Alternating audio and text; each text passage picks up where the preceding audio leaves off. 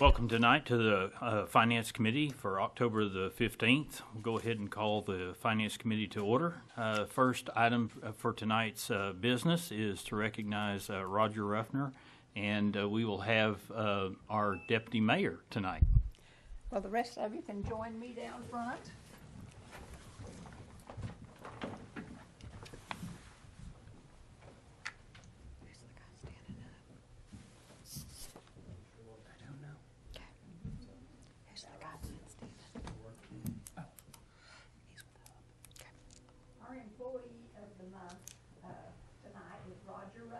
I don't think you're on, Janie. I thought I left it on. Silas? Looks like it's on. Can you hear me? No. You know how to work it. I don't know that we've ever had that problem. Hello? There we go. The light's on too. Roger Ruffner is the City Employee of the Month for October 2018. Roger started with the city in June of 2013 in the position of System Administrator. He likes that when things go right, they go really right, meaning when things work the way they are supposed to, that is what makes the job easier. And we all know that's so. Roger was honorably discharged from the United States Air Force in 1986 and has since worked for various corporations and also worked for the Oklahoma Military Department as a civilian employee. Roger is an avid movie and video game guru. His favorite movie is Serenity, and his favorite video game is Skyrim.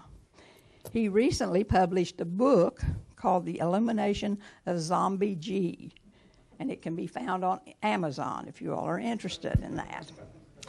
A guiding principle in Roger's life is the common man can rise up to become great, and says you have to throw yourself into it sometimes. Roger stated that he has memories from when he was 3 years old, jumping off a counter and breaking his collarbone, and that principle has stuck with him through his life. Congratulations, Roger. We're all proud of you, and here's your certificate. And would you like to say something? No, I'm good, but thank you. Oh, well, everybody here would like to shake your hand and start with me. Thank you. Congratulations. Thanks, sir.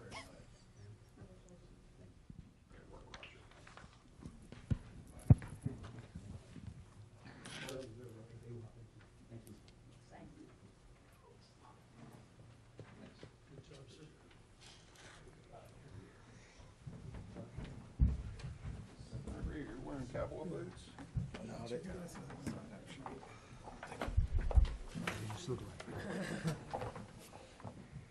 Oh, shoot, I like those. I got them for country.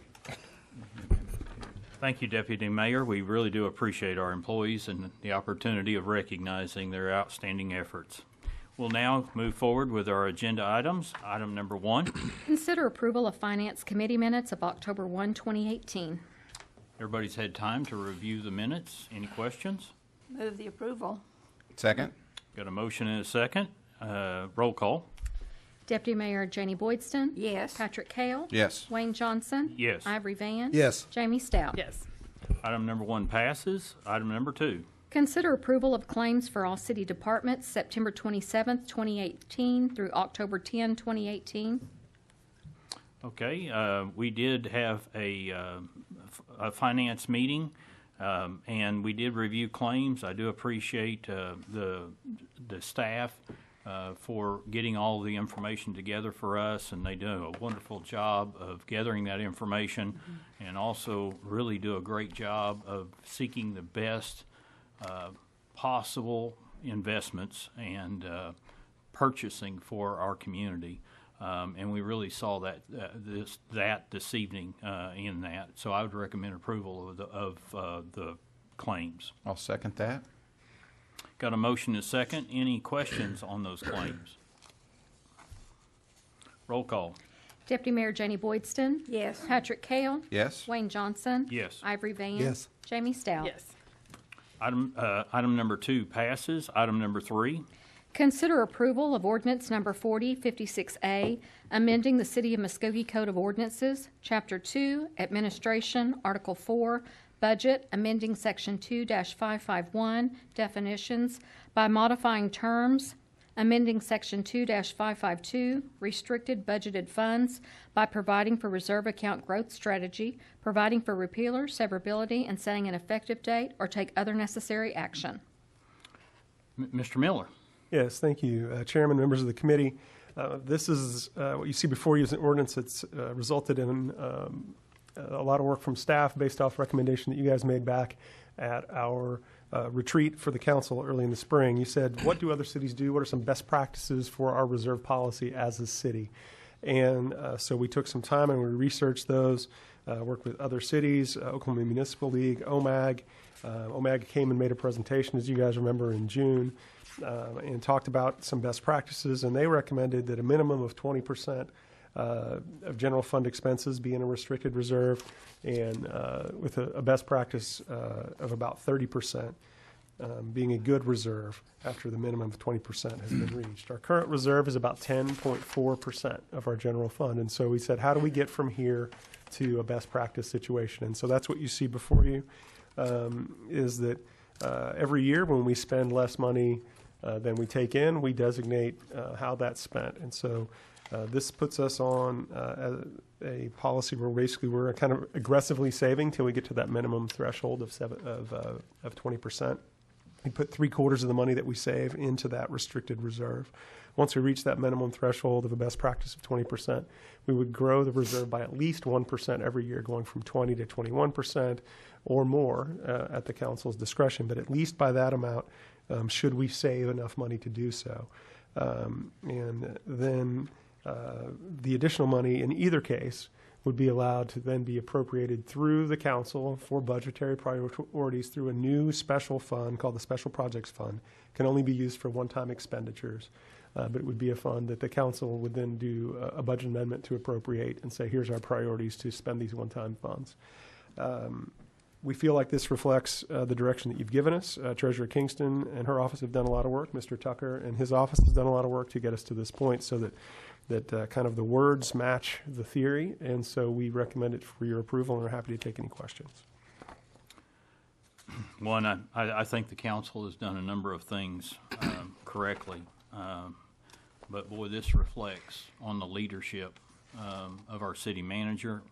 And this really reflects on the department heads. I appreciate each and every one of the department heads. We wouldn't be here tonight saying that we can spend money that was budgeted if the department's head wouldn't have done their job and the employees wouldn't have done their job of saving money, that we can now take back and look at how we're going to put that back in fund balance.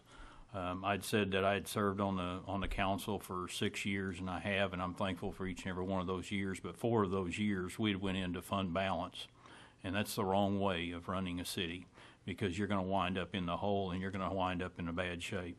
Last 2 years, we've been in the right position, and that's because of the leadership that's here today. And I appreciate so much the leadership, the department heads, where we can move forward with an ordinance like this, where we're heading in the right direction. Not only did we do that, but we also move forward with a pay increase for employees. That is strong leadership. Thank you so much, Mr. Miller, and your team, because it's not a single person, and I think that's evident through his leadership, because it's the department heads at their level that done that. I would make a motion that we move this forward. And I'll second that motion and add to some of your comments that we've done all this with revenues that have been flat or down. So I'd like to make particular notice of that. And you know, in good years, that's easy to accomplish. But this staff and our management have worked hard in trying times to do the right things, and they've done a wonderful job.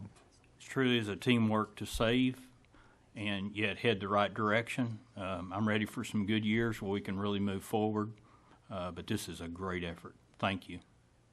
Thank you. Got a motion and second. Any other comments, questions? Roll call. Deputy Mayor Janie Boydston, Yes. Patrick Kale, Yes. Wayne Johnson, Yes. Ivory Van, Yes. Jamie Stout. Yes. Item number 3 passes. Item number 4. Consider approval to contract with J.D. Young to replace the city's obsolete Fortis document archival system with Square 9 and convert existing documents in the amount of $40,015.80 or take other necessary action. Mr. Cummings. Committee, I think this got turned off. Okay. In order to reduce paper storage, we currently use a document archival system called Fortis and have for over 12 years. This product is now obsolete and as of the end of November will no longer be supported. We budgeted for replacement and capital outlay for $60,000 and researched similar systems. We found 2 systems that met our needs, Laserfish and Square 9. Both came in under budget. Both systems are feature-rich and will give us more capabilities than we have now with Fortis. Laserfish from ImageNet is $48,903.30 on Oklahoma State contract, and Square 9 from J.D. Young is $40,015.80, and that's on GSA contract. Both prices include software and conversion. We are asking for approval to purchase Square 9 software and conversion from J.D. Young for $40,015.80. I'll be happy to answer any questions. I move for approval. Second. Got a motion and a second. This is one of the items that I would have to say during Finance Committee that we ask a number of questions on, and it's just very evident that our staff does their research at making sure they make the best decisions at looking at what is the best interest of the city of Muskogee. Yes, I peppered Mr. Cummings with quite a few questions, and he answered them in a professional and qualified way. I appreciate it. Yep. Got a motion and a second. No other questions. Roll call. Deputy Mayor Janie Boydston. Yes. Patrick Kale. Yes. Wayne Johnson. Yes. Ivory Van. Yes. Jamie Stout. Yes. Item number 4 passes. Item number 5.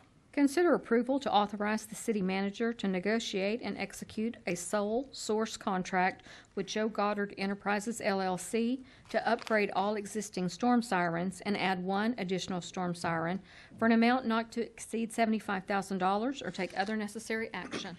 Mr. Frazier.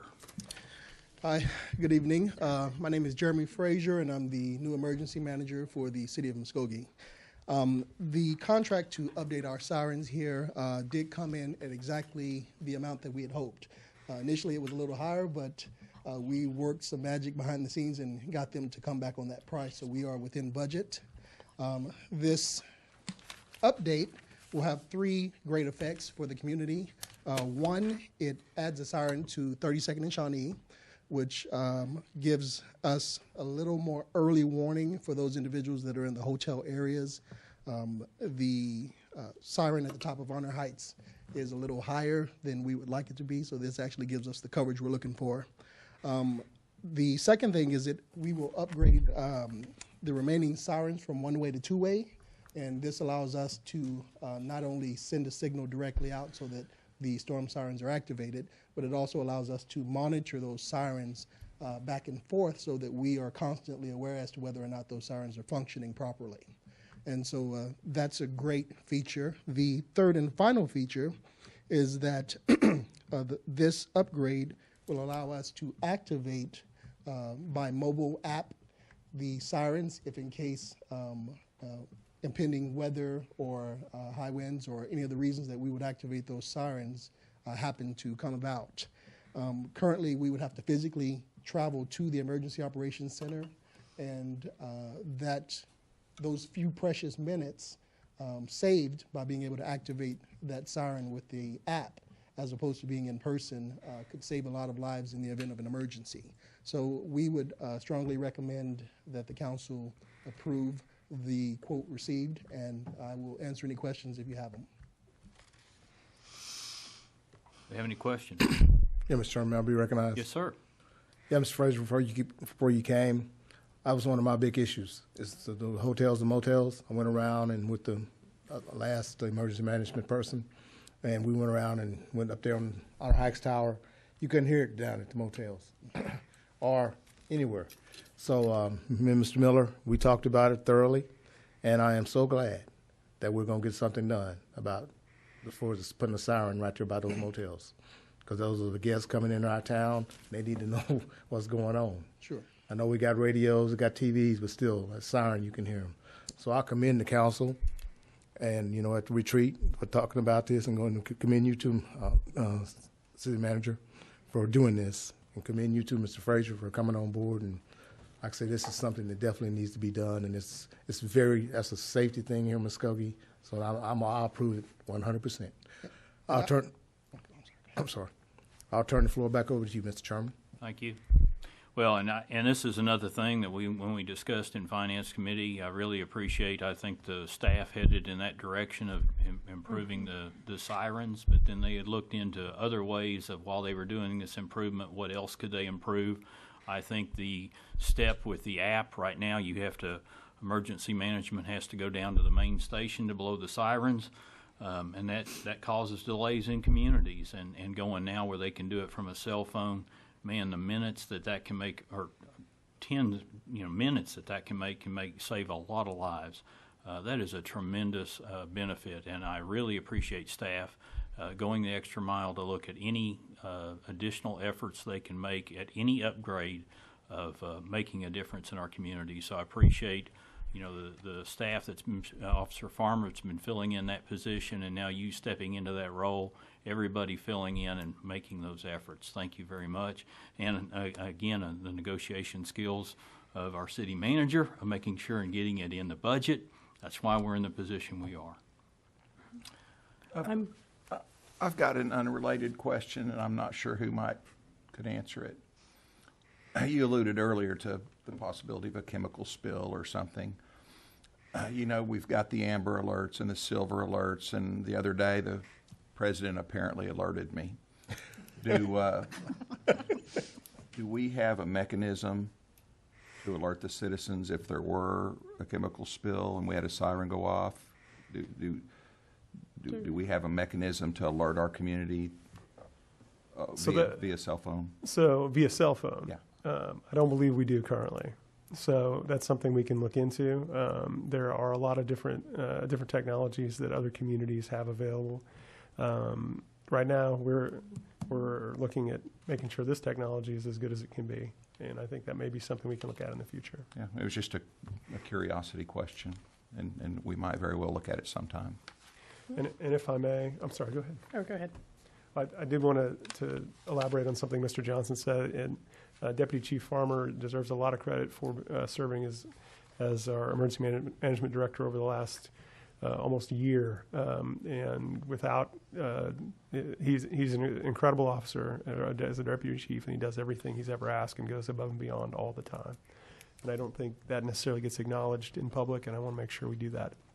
So, again, you touched on that, but I think it can't be emphasized enough. Thank you very much. And he appears to do it with a big smile on his face. He's fantastic. I'm sorry, go ahead. I was just going to move for approval. Second. Got a motion and a second. Any other comments? Yes, Ms. Johnson, I got one more comment, if you don't mind. Yes, sir.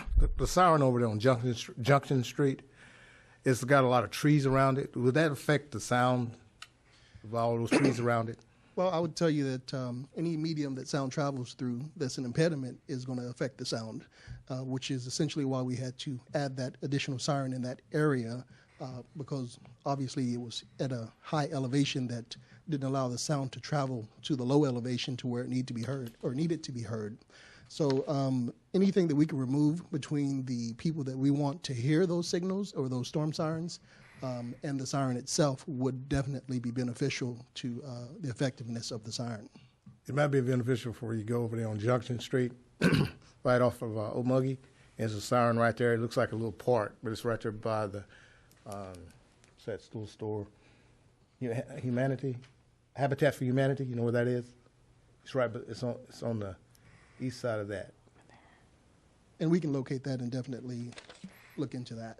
Okay, and one more thing. I was at the Honor Heights this evening, and where the siren is right there, they have a electric line going through the trees that goes to a light. I don't know if it has anything to do with that siren or not, but it's just going from a pole right straight through the trees. So if the tree limbs blow down, that electric line that's just going to fall. Okay. you know, you probably don't have anything to do with that, but We'll if there's any other sirens you'd like us to address, we can do that offline, and we can go ahead and move forward with this agenda item at this time, if you're okay. okay, I'm just giving you kind of some, you know, things I've No, I noticed. appreciate it. Thank you. I'll turn the floor back over to you, Mr. Chairman. Thank you. Got a motion and a second. Roll call. Deputy Mayor Jenny Boydston? Yes. Patrick Kale? Yes? Wayne Johnson? Yes. Ivory Van? Yes. Jamie Stout? Yes. Item number 5 passes. Item number 6. Consider approval of sole bid from Whitting Hill Disposal Services Incorporated in the amount of $2.85 per square foot for the demolition of dilapidated structures through a grant from the City of Muskogee Foundation, or take other necessary action. Mr. Garbin. Mr. Chairman, members of the committee, the city accepted bids for the Your mic's demolition not of on. dilapidated structures. Your mic's not on.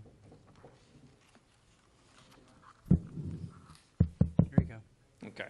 We accepted bids for the demolition of dilapidated structures through a grant from the City of Muskogee Foundation. As part of the bid process, the bid advertisement notice was published in the paper. We also notified several demolition contractors. We also had a pre-bid meeting on September the 18th. At that meeting, we had 3 demolition contractors attend the meeting. However, only one bid on the demolition project. The bid was from Whitting Hill Disposal in the amount of $2.85 a square foot. The sole bid is consistent with previous bids received on past projects. Whitting Hill has done demolition for both the city and individuals in the past without issues. So we are recommending to move forward with Whitting Hill Disposal. Purchasing committee met earlier. They also recommended Whitting Hill Disposal. Be glad to answer any questions. Move the approval. A second? Got a motion and a second. Any questions? Roll call. Deputy Mayor Jenny Boydston? Yes. Patrick Kale? Yes? Wayne Johnson? Yes. Ivory Van? Yes. Jamie Stout? Yes. Item number 6 passes. Item number 7. Consider approval of an agreement for land and water conservation funds from the United States Department of Interior to fund the proposed Civitan Park improvements as recommended by the Muskogee Parks and Recreation Board, or take other necessary action. Mr. Wilkerson. Good evening, committee members.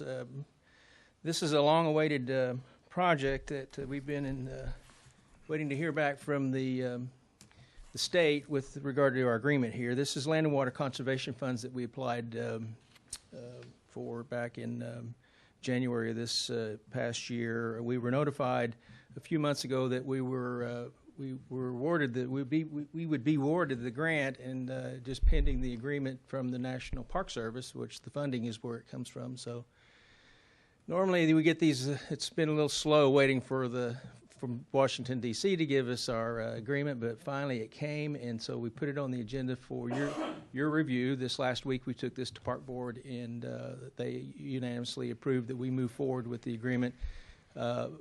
Just in case you're not familiar with the project, it included a restroom, a splash pad, park amenities, some parking facilities, some fencing, things like that. The total project is in the $475,214 is our budget. 50% of it's provided by this grant, and 50% of it will be provided by the City of Muskogee Foundation. Be happy to answer any further questions.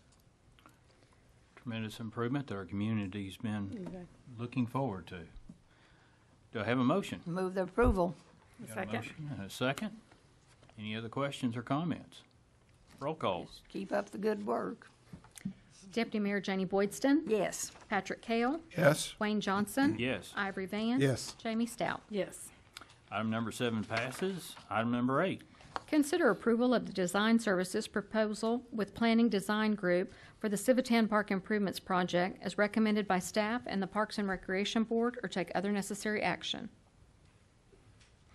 Mr. Wilkerson. Committee again. members, with the anticipation of this agreement coming in September, we went ahead and proceeded with our selection process. The first thing for us to do is to hire a design firm to put our package together to design the elements to the park improvements and get to a bid package.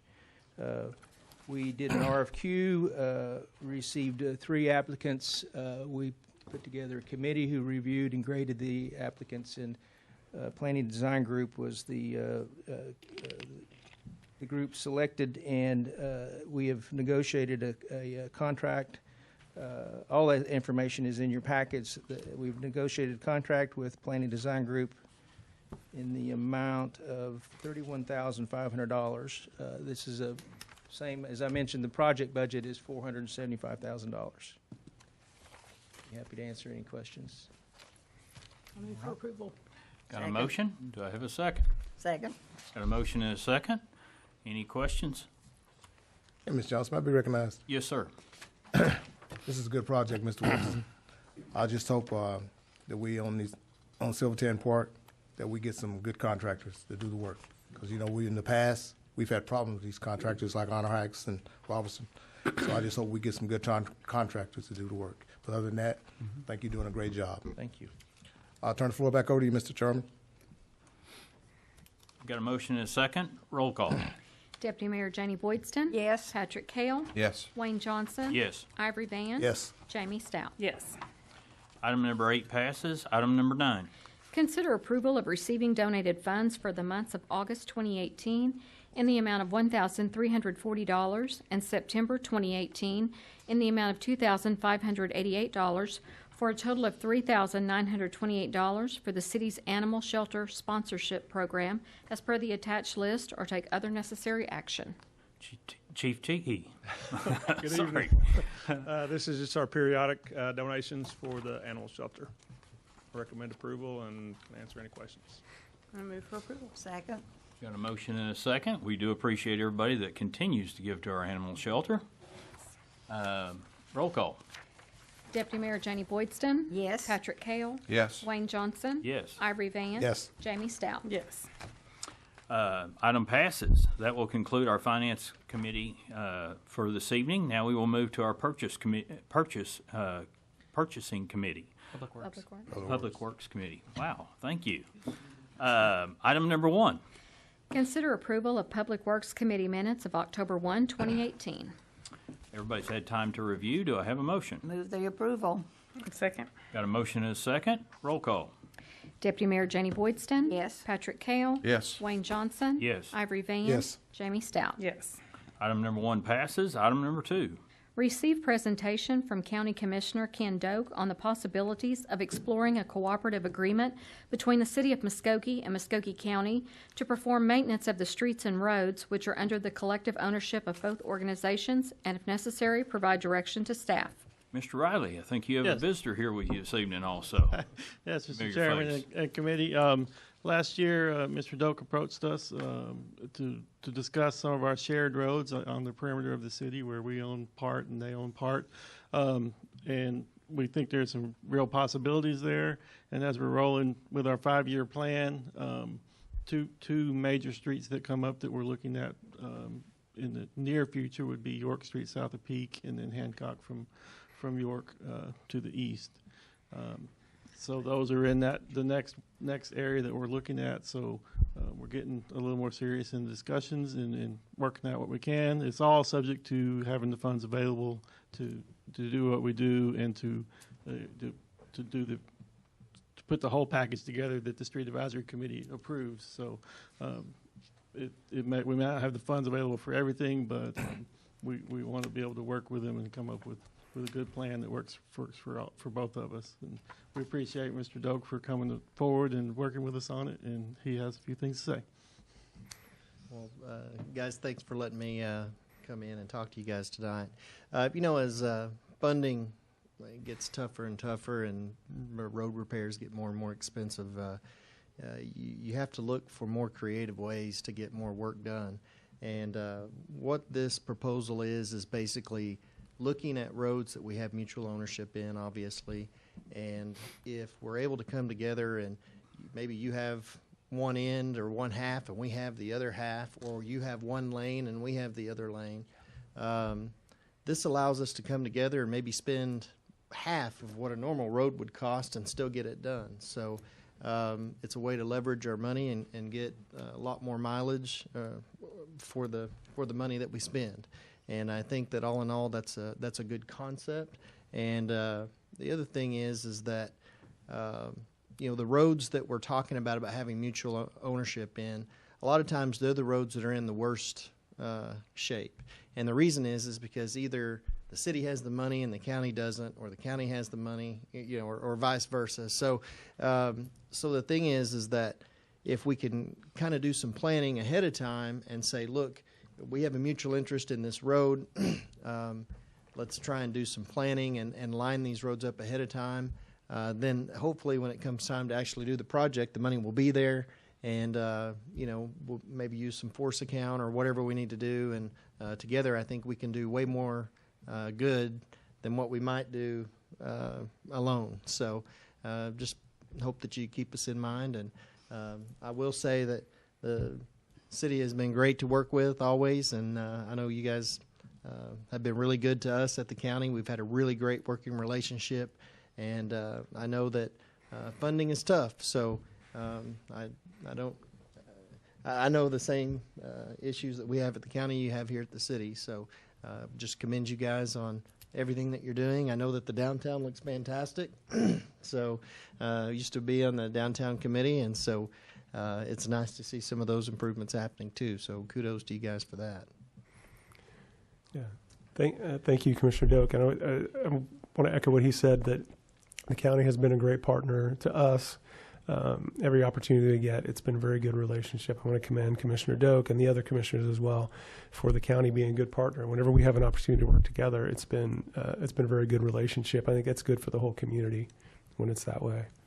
Thank you, guys. We do, from staff standpoint, we'd like to basically, the agenda item says, maybe provide direction to staff. So if we're just looking for, if you guys are interested in us, seeing if there's good mutually beneficial partnerships moving forward, we'll come back to you with what those might look like, what those projects might be, what the budget might be, how it might impact our ability to do roads projects moving forward. But we wanted to give you guys an idea and a concept tonight, and then and take direction and come back to you at some point in the near future with some ideas. Ken, I appreciate you so much coming here this evening, and I appreciate the other commissioners continuing to work with us in the city, because our community gains out of the the cooperation that we continue to have together. I think there's been, and maybe in the past, no, that's your side, that's our side, and maybe that's where we've got, but that's not been since in a long, long time. We've had a great working relationship, and I really believe this is how we can move forward as a community working together. And I would really like to, ask staff that we continue to work forward on this direction. I think it's from our retreat forward, it's been whatever funding we can get to improve our roads. That would be a high priority with staff. Do we need to make a formal request to give staff direction, or? We can, either way. Whenever we're talking about directions to staff issues, if it's clear that staff understand what's necessary and what they're supposed to do, a formal motion isn't necessary. But if there's some debate or question amongst the council, then a formal motion is required. In this instance, I don't know that there's anything. I'm sensing a consensus to move forward. I would say that there is. Does anybody say anything different? Nope. All right. Thank you very much. Thank you, Mr. Doak. Well, thank you guys so much for the time and consideration. Appreciate Thank you. Thanks, Ken. Since there's no motion on that one needed, we'll move forward to the next item. Consider approval of resolution number 2741, declaring the parcel of property located on South 24th Street as surplus property, and authorize the sale of the property to William Grayson Jr. and Celestine Grayson in the amount of $363, or take other necessary action. Mr. Garvin. Mr. Chairman, members of the committee, the city received a request from William Grayson Jr. to purchase a parcel of property located at 24th and Elizabeth Street. Mr. Grayson owns the abutting property. The property consists of 5,250 square feet, so therefore it's an unbuildable lot. According to policy, we can declare the property surplus and sell it to the abutting property owner. Staff's reviewed the property. It's property we do not wish to retain, so we would ask that you approve the resolution and authorize the city manager to dispose of the property. Be glad to answer any questions. Move for approval. Second. Got a motion and a second. Any questions? Roll call. Deputy Mayor Janie Boydston? Yes. Patrick Cale? Yes. Wayne Johnson? Yes. Ivory Van? Yes. Jamie Stout? Yes. Item number 3 passes. Item number 4. Consider approval of change order number 1 to contract with L&L Construction in the amount of $147,180.30 for refurbishment of anaerobic digester number 3 as part of the wastewater treatment plant rehabilitation, or take other necessary action. Mr. Riley? Yes, Mr. Chairman and committee, I'll try to make a long story short, but what we have at the plant, digestion is a critical portion of the treatment of the sewer. And we have 3 digesters, 1, 2, and 3. Number 1 is operational and working. Early in the winter last year, number 2 went down. We had a malfunction, and that one will need repair. And our plan was to clean out number 3 and put it in service to have redundancy in the system. Once we cleaned out number 3, we found significant damage within it. We're not sure the cause of it. It appears to be earth moving, whether it was an earthquake or whatever, but large masses of concrete were moved around, and piping was moved sometime over the last 10 years or so. So we need to repair that. We need redundancy. Being under a NOV from DEQ, this is a critical portion of the process. We are having digestion because we have 1 working, but we need to get a second one going just in case anything goes wrong with that one.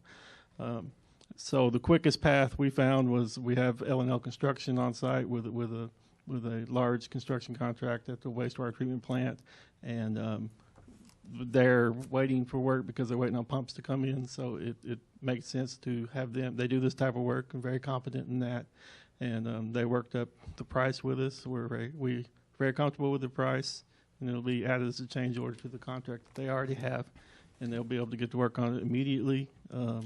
We are going so far as to coat and everything so that when this digester goes back into the system, it'll be completely done and good for 20 or more years, so we don't have to deal with it in the future. So we felt this was the quickest, the most expedient path to get this done. Following this, we will be cleaning out number 2, so there'll be more contracts coming based on that, but right now we're trying to get this number 3 back up in service. Steve Toller with Hub is here to answer any questions if we have any further questions. We recommend approval. I've got a question. So we just use one of these digesters, just one only, as a general rule? If we're all working, we could be shuffling between them and trying to keep them. Once we get them all back in service, we'll rotate properly so that we don't have these kind of problems in the future. Okay, so our normal policy is to have 3 and to utilize all 3, and then if one goes down, we're okay. Typically, we would clean one out every year, and over 3 years, over the years, we would keep them all working in good service. Thank you. Yeah, my concern was when you have a change order for $147,000, that's a massive amount of a change order. But then when I looked at the overall size of the contract, it's only about a 5% change order. So it's more in line when you look at it in the big scheme of things. Are you not expecting any change orders on that project? There's quite a bit that's come up, and we will. It may not be in a change order form, but in our next PublicWorks meeting, we're working with Updike, and we're going to do a presentation on the issues at the plant, and because we have additional monies available, because some of our bids on the OWRB loans have come in lower, whether it makes sense to spend more money at the plant. So we're going to give that presentation in the first meeting in November.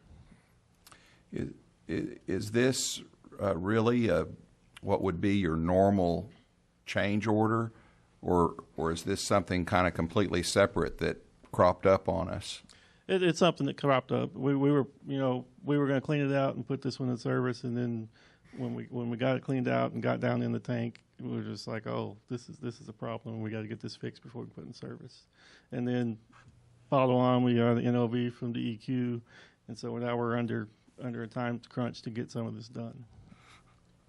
Challenge is you're adding this to a change order on an existing contract. Mm-hmm. So you're kind of limiting that contract amount if you had other problems pop up. Good point. Yes.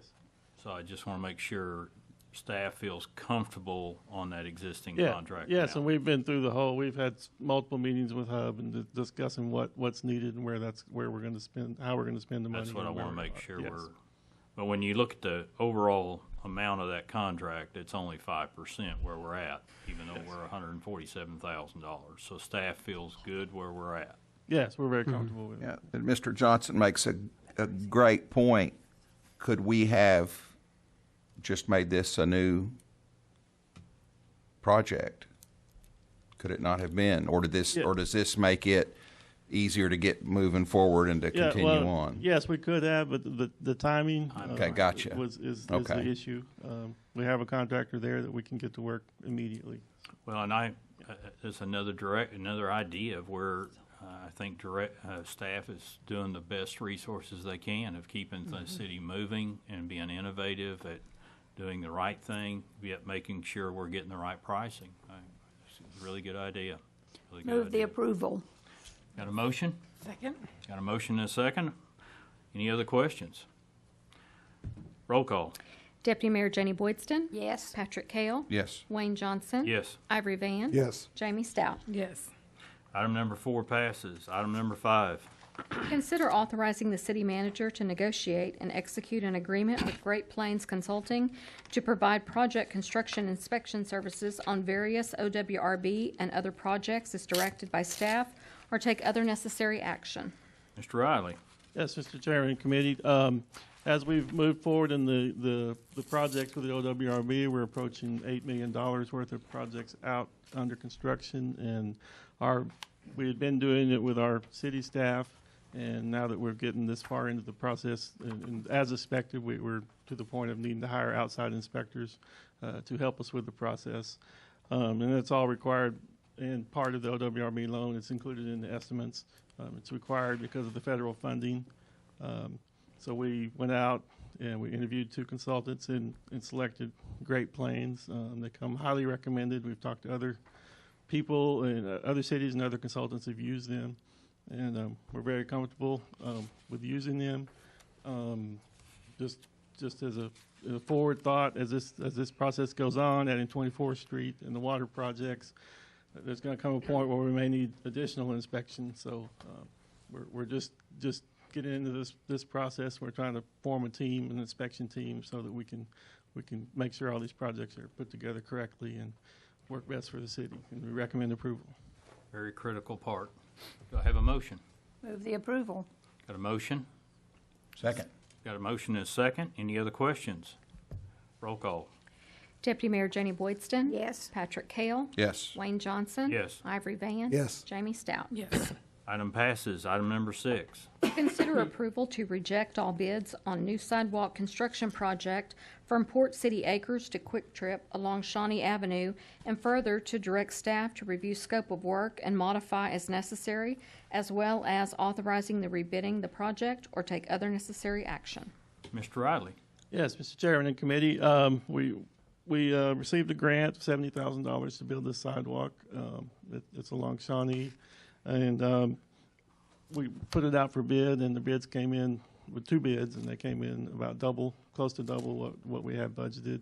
We feel they are high based on looking at construction costs for this amount of sidewalk, at 1,700 feet of sidewalk. So we feel it is in best interest to reject these bids, and we're going to revise the plans and segment the project so that if bids come in, and we're also going to talk to other contractors and try to advertise and get more people to bid the project.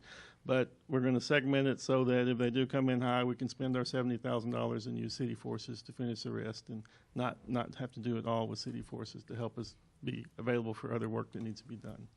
And we recommend approval. So the approval would be reject the bid. Sounds like a great plan. Move for approval. Move for approval. Got a motion? Got a second? Any other questions? Mr. Johnson, may I be recognized? Yes, sir. On this project here, I'm kind of passionate over it because I go down that street all the time, and I watch and see how those citizens from Port City have to walk in the street. Little kids walking in the street. Just the other day, there was a lady going back west. She had to take the ditch, her and her kids. So I think we need to find some kind of fund somewhere to do something, because this is nothing but a safety issue. This is an accident waiting to happen, and it's serious. Same thing at Country Club. Yes, we have a project on Country Club Right. also in design. I know we got that one too, but but both of them are very important. I mean, they're very important because, like I said, it's safety, and we need to protect our citizens, and it should have been done a long time ago. So I'll turn the floor back over to you, Mr. Chairman. That's all I have to say. Well, I appreciate that we have the funds. Now we just got to get it in the budget. So I have a motion and a second. Roll call. Deputy Mayor Janie Boydston. Yes. Patrick Kale. Yes. Wayne Johnson. Yes. Ivory Van. Yes. Jamie Stout. Yes. Item number 6 passes. Item number 7. Consider approval of the highest bids for a 5-year lease of Muskogee-Davis Regional Airport's hay baling land beginning October 23, 2018 and ending May 31, 2023, pending board approval or take other necessary action. Mr. Stewart. Yes, Mr. Saffel couldn't be here today, so he asked me to assist him with this item, and I'm glad to. This shows Mr. Saffel's hard work on trying to do some good things out at the airport. This not only brings in some income for the airport in the amount of about $10,000 on a 5-year contract, but it also cuts down on mowing maintenance. So it's a win-win for us. We're going to cut maintenance, and we're going to add some income to the airport's revenue stream. So this is for 3 lots. Lot 10 was going to go to Matt Ashwood for $3,900. He was the high bidder because this is money in. Lot 11 is also Matt Ashwood for $4,160. And then Lot 12 is Triple J Ranch, and it's only $100. But this is actually the area that's on the very northeast corner of Davis Field. It's out there by Davis Field Road, and it's a real treed-in area. Very little hay maintenance is going to be conquered there. So what we're trying to do is get him to go in there and clean that up so that we can do it in the future. So this is a win-win. All these areas that are going out for hay baling are very near to the Armory. These are areas that we did mow because they're in that airport protection zone right near the runway. So again, win-win, and it's Mr. Saffel's hard work that put this together, taking direction from myself and Mr. Miller, trying to cut maintenance expenses and look at revenues. So, and by the way, this goes to the airport board on Wednesday, so it has not been there yet. So we're recommending approval pending airport board approval Wednesday. Okay. Move for approval. Second. Got a motion and a second. Any questions? Roll call. Deputy Mayor Janie Boydston. Yes. Patrick Kale. Yes. Wayne Johnson. Yes. Ivory Van. Yes. Jamie Stout. Yes. That will conclude the Public Works meeting, except we have one person signed up to speak. That would be Mr. Stephen Ezell. Mr. Ezell, you have 3 minutes. If you would give us your name and address. Thank you, sir. Stephen D. Ezell, 6121 South 6th Street East. I am the state chaplain and historian for Sons of the American Legion, Department of Oklahoma American Legion. I'm here this evening to give you guys an update on the progress of our Heroes and Hot Dogs project that will be a ceremony that's going to be going on at Green Hill Cemetery November 10th of this year at 2:00 p.m. We had our very first cleaning crew come in this morning at about 8:30. It was the about 9 cadets from the Muskogee High School Air Force Junior ROTC. I was out there with them, basically pretty much all the day. We were able to get cleaned up over 100 veterans' gravestones that were in very deplorable condition. Gravestones that were going all the way back to the American Civil War, veterans who'd served in the American Civil War to present. And there were about 1,100 veterans who are buried out there. And I just want to say thank you to those cadets. And for any groups or persons who are interested in coming out and volunteering their time to help clean up remaining veterans' gravestones, they can do so during like the week and stuff like that, anytime before we have the picnic, because weekends, however, are kind of the most difficult. But you come in, they will show you what to do, what grave sites have yet to be cleaned up, and what materials and stuff to use. And this is very important because the fact that part of the American Legion preamble states is that we preserve the memories and incidents of our associations in the great wars. And by doing this, we safeguard and transmit to posterity the principles of justice, freedom, and democracy. And one of the things that I, and especially us, the American Legion, emphasize to these young people, these cadets, is that the honored privilege that they have of wearing their nation's uniform came with a very horrible price. And that price was the blood and sinew of many of those young men who are buried out in Green Hill Cemetery. And as it says on the shirt, what we do, it is for God and country. I thank you very much for your time, and I'll be happy to answer any questions and take any comments. Thank you, Mr. Rizal, for the update. That will conclude our Public Works agenda. Thank you.